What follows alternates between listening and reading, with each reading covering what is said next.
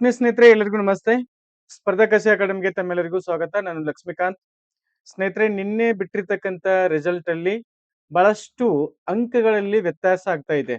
ಅಂದ್ರೆ ಈ ಹಿಂದೆ ಫೈನಲ್ ರಿವೈಸ್ಡ್ ಕೀ ಆನ್ಸರ್ ಏನ್ ಬಿಟ್ಟಿದ್ರಲ್ಲ ಅಲ್ಲಿ ಮತ್ತೆ ಈಗ ನೀವು ಫೈನಲ್ ಆಗಿ ಫಲಿತಾಂಶವನ್ನ ನೋಡ್ತಾ ಇದ್ರಲ್ಲ ಇಲ್ಲಿ ಸಾಕಷ್ಟು ಆಲ್ಮೋಸ್ಟ್ ಒಂದು 80-90% ಅಭ್ಯರ್ಥಿಗಳಲ್ಲಿ 2-3 ಅಂಕಗಳು ಅಥವಾ 4 ಅಂಕಗಳವರೆಗೂನು ಏನಪ್ಪಾ ಅಂದ್ರೆ ವ್ಯತ್ಯಾಸವನ್ನ ನಾವು ನೋಡ್ತಾ ಇದ್ದೀವಿ. ಬೆಳಗ್ಗೆಯಿಂದ ಏನಪ್ಪಾ ಅಂದ್ರೆ ಸಾಕಷ್ಟು ಈ ಒಂದು ವಿಚಾರಕ್ಕಾಗಿ ಸಾಕಷ್ಟು ಕರೆಗಳು ಬರ್ತಾ ಇದೆ.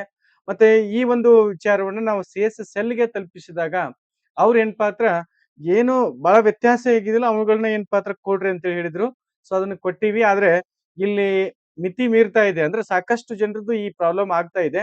ಅದಕ್ಕೆ ಒಂದು ಅಪ್ಡೇಟ್ ಏನು ಅಂತಂದ್ರೆ ಆ ಯಾರು ಈ ಅಂದ್ರೆ 4-5 ಅಂಕಗಳ ವ್ಯತ್ಯಾಸ ಯಾರ್ದು ಆಗ್ತಾ ಇದೆ ಅಥವಾ 1 ಆರ್ 2 ಅಂಕಗಳಲ್ಲಿ ಸಾಕಷ್ಟು ಜನ ಡಿಸ್‌ಕ್ವಾಲಿಫೈಡ್ ಆಗಿದ್ರಿ.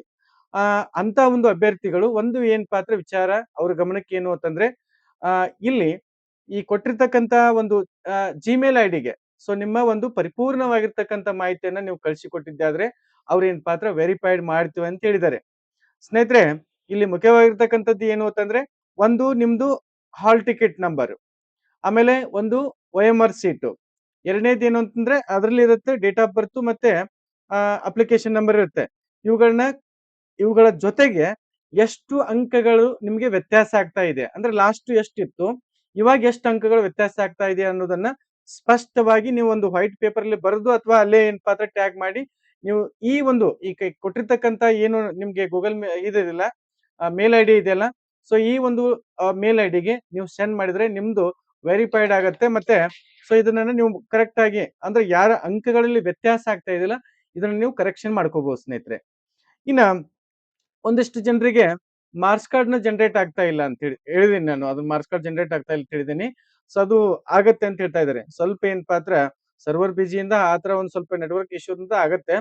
ಸೊ ನಿಮ್ಗೆ ಅದು ಸದ್ಯದಲ್ಲೇ ಅದು ಏನಪ್ಪಾ ಅಂದ್ರೆ ರೀಸಾಲ್ವ್ ಆಗತ್ತೆ. ಮತ್ತೆ ಇದನ್ನ ಈ ಮೇಲ್ ಐಡಿಯನ್ನ ಕೆಳಗೆ ಒಂದು ಡಿಸ್ಕ್ರಿಪ್ಷನ್ ಬಾಕ್ಸ್ ಅಲ್ಲಿ ಕೊಟ್ಟಿರ್ತೀನಿ.